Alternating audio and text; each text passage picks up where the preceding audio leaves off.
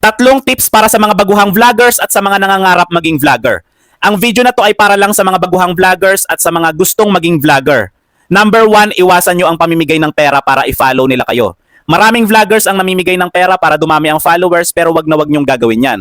Maraming vloggers ang 1 o 2 taon na mahigit nagbablog pero miski piso wala pang kinita. At hindi natin alam kung kailan kayo mamomonetize. Kung araw-araw kayo namimigay ng pera, hindi natin alam kung kailan nyo mababawi yan. Doon pa lang lugi na kayo. Yun yung isang bagay na hindi alam ng mga baguhang vlogger. Pangalawa, iwasan nyo ang pag-follow to follow. Pwede rin kayo mag-search sa CC app. Napakaganda ng app na yan, libre lang yan, pwede nyong i-download at sobrang makakatulong sa inyo yan kung gusto nyo maging vlogger.